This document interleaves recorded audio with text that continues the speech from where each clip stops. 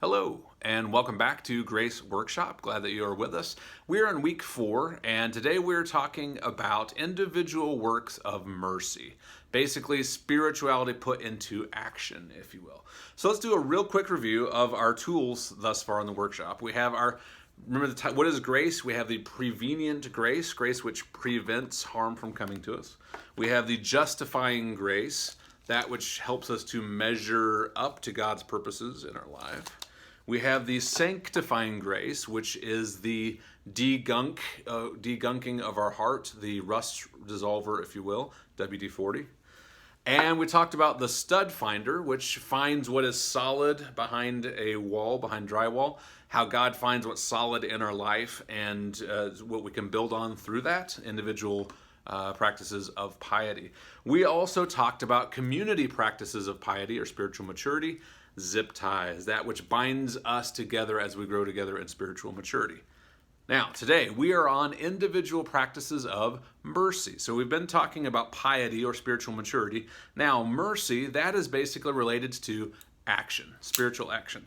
So for individual spiritual action, things of mercy, I have a multi-tool. These are wonderful things. So the multi-tool, we have a hammer, we have a wrench, adjustable wrench, we have a saw, we have a blade, like a knife blade, we have pliers right here, might be a couple other things, but yeah, so you notice all of these things. Now, how is a multi-tool like individual practices of mercy? Well, the fact is this: we each have unique and individual spiritual gifts, and applying in different ways and in different measures at different times. So basically, we are kind of like multi-tools in the body of Christ. Each of us brings certain tools to the work that is done as a church and in ministry. So we're going to talk a little bit more about those today. So what does that look like? Doing good works is one of the first ones that Wesley mentions. Basically employing our talents for God's kingdom. Now I want to talk here for a second. Spiritual gifts and talents are two different things. So let me help us understand which is which. Spiritual gifts, I've heard it said, is basically what is a spiritual gift? It is love applied in a certain way. What do I mean by that? Prophecy, the gift of prophecy, love that corrects. Serving is love that supports, that helps others. Teaching is love that helps others to grow, that helps form others and grow in maturity. Gift of exhortation, love that encourages, builds others up. Spiritual gift of generosity or giving is love that shares what it has. Leadership, gift of leadership, love that guides, gives direction. Gift of mercy, love that empathizes, that connects with other people and with compassion. The gift of wisdom or discernment, love that helps to focus on the right thing. What is the right battle in a certain circumstance?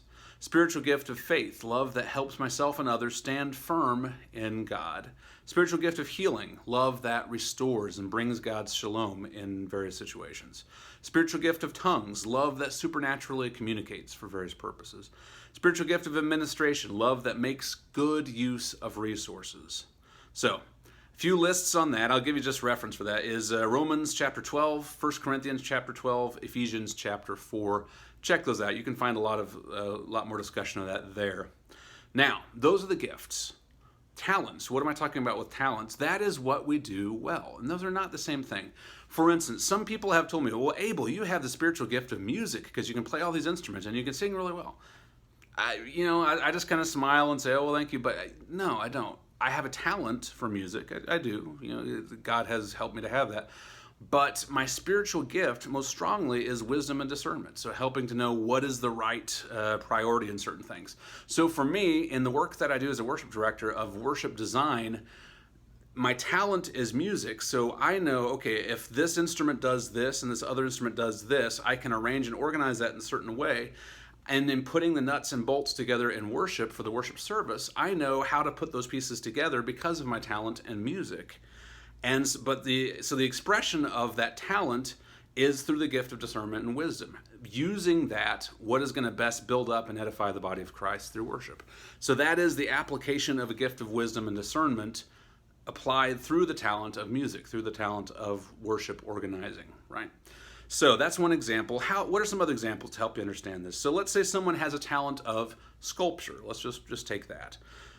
Gift of healing expressed through sculpture. What would that look like? Maybe a person does a meditative sculpture that can really bring peace and restoration to someone's soul as they contemplate that sculpture. Or teaching through making a thought-provoking sculpture, that puts concepts together in a way that people wouldn't have thought of in the use of sculpture. Generosity. Well, maybe someone makes and sells their sculpture and gives the proceeds to ministry. That's a possibility.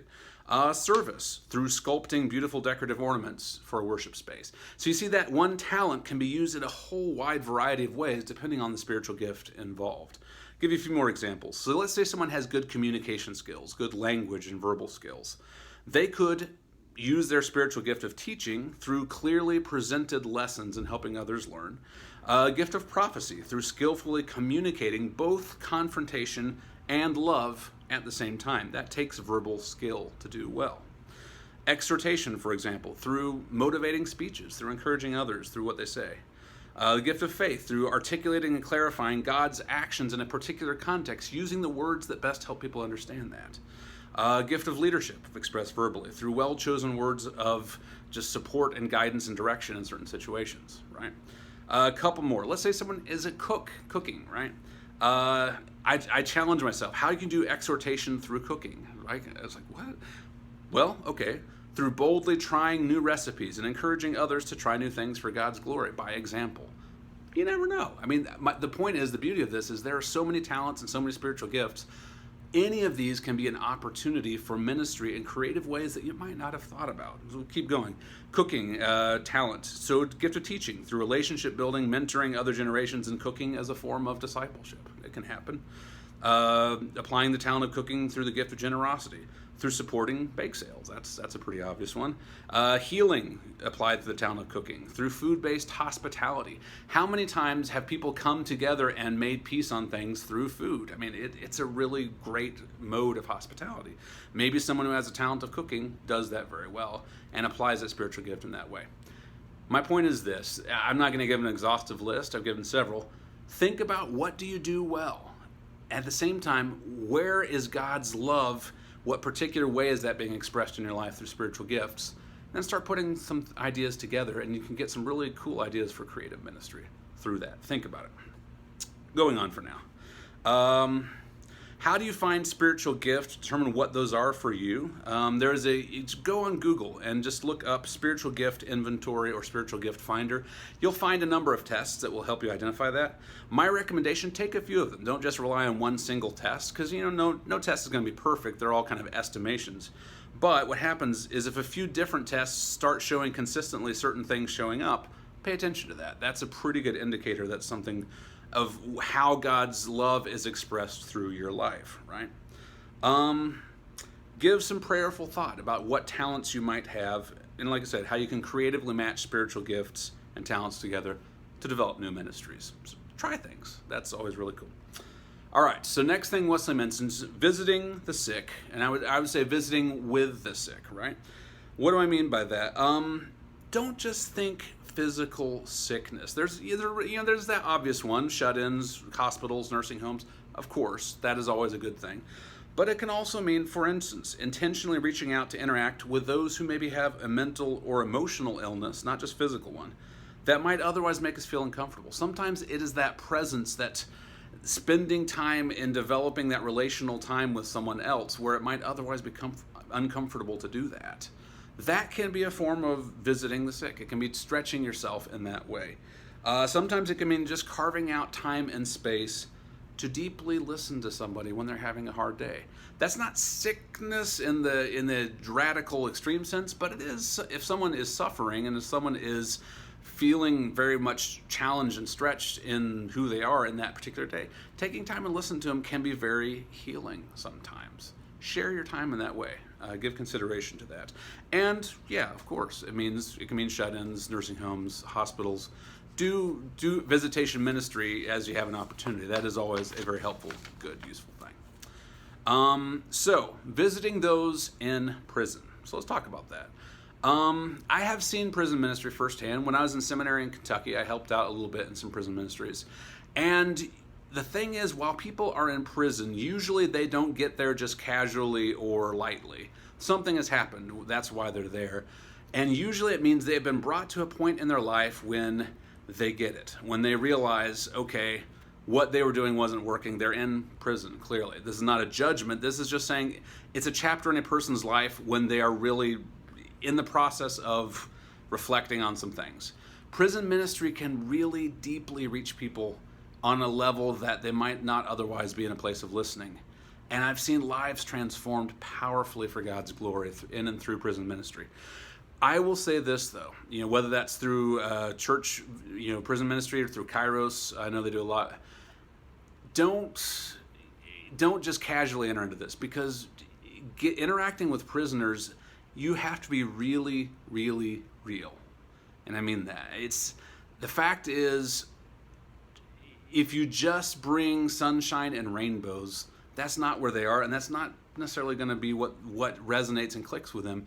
But be honest, listen, talk, but be prepared to engage on a really deep level with some things, because that's where they are and where they're wanting to really hear and listen to God's voice. And if you can be someone who can connect with them on that level, do it by all means. But like I said, give prayerful consideration as you enter into that, and do it with a certain amount of, God, may I be empowered through your Spirit to do this, because it's not something to enter into lightly. Feeding the hungry and giving generously to the needs of others. So these are two different ones that Wesley mentions. I'm going to combine them a little bit. So feeding the hungry, giving generously to the needs of others, because they're kind of interrelated. Now, I will say this. It's real obvious, hey, if someone's hungry, give them food. That is always good. It's not always quite that simple. And let me tell you what I mean by that. There's a book that was written a few years ago called When Helping Hurts. And it's a recognition that how Christians have sometimes done missions or other organizations, and how they have helped the poor has not always been really ultimately helpful. For instance, how you feed the hungry and practice generosity is often at least as important as doing it in the first place. I have seen examples of paternalism, of going in, and it's not so much, I'm helping this other person because I have a need to help them. It's not even really about them or their dignity or their human value. It's more about what I want to do. That's not healthy. That's not helpful. I've seen the Santa Claus syndrome.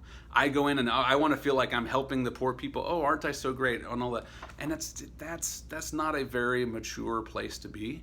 And that's the thing is, the ones that you're helping, they get it. If you're approaching them as a Santa Claus, they understand that. And if they connect with that, that's not even necessarily helpful, but also there's something that's damaging to their dignity in that process, and that's not really the way to go. So how do we do that well? How do we feed the hungry well? How do we give generously to the needs of others well? Respect human dignity whenever, wherever, and however possible. Jesus did. When Jesus ministered to the leper, when Jesus rose people from the dead, he did not do it in a way that was a show. He did not do it in a way that was as much about his needs as theirs. Jesus did it in a way that was deeply honoring of the other person's value before God. That's the rule we got to follow. So when we help others, when we feed them, do it as Jesus did. Do it in a way that honors and respects their dignity whenever, however possible, right? I would say this. Mutuality is a huge part of that, and respect. And I will say this, building relationships in that way with others as you help them, it takes time. There are no shortcuts. Don't be bound by the tyranny of urgency, this idea that, oh, there's so many poor and there's so many deprived and I need to do something. Breathe. Take time to do it well. Really engage them in a way that you're willing to listen, you're willing to learn, and you're willing to let yourself be changed in the interaction. That will, at the end of the day, have a much deeper and much more helpful impact as you feed the poor, as you help others. Be willing to be reshaped and reformed yourself in that process, and that will go a lot farther. Take the time to do it well. No shortcuts, all right? And so the last thought on this, conclusion, all of these as the works of mercy on an individual level. Remember, again, multi-tool, right? How is this grace? How is this grace? So in carrying out works of mercy, whether that's individual or community-based, we become vessels of God's grace to others. And as we reflect on the times, for instance, when God's prevenient grace served as our own safety goggles to help us, our actions of mercy, how do we know if maybe God can be using us as someone else's else's safety goggles in that particular circumstance, that God may use us as vessels for grace in that way. Or for instance, reflecting God's nature is precisely the standard that we are called to measure up to, as we talk about justifying grace. So through justifying grace, we are freed and empowered to express love as a reflection of who God is. So to quote James, faith without works is dead. Or to put it another way, loving transformation of this world is the why of justifying grace, if you want to think about it that way. And that whole process happens through lived out faith. I'll let you think about that for a little bit. As we live out our spiritual gifts through our talents, God's love can take deeper root in our hearts. So we talk about that sanctifying grace, that WD-40, the degunker, the rust dissolver. Sometimes employing God's love in action is precisely the way that God works that WD-40 into our own hearts. That is, as we bear God's love in action, some of it rubs off on us. That's good. That's supposed to happen. So, all of that is to say, works of mercy individual practices. So next time we'll talk about the community practices of works of mercy. But for now, may God bless you, and we'll see you next week.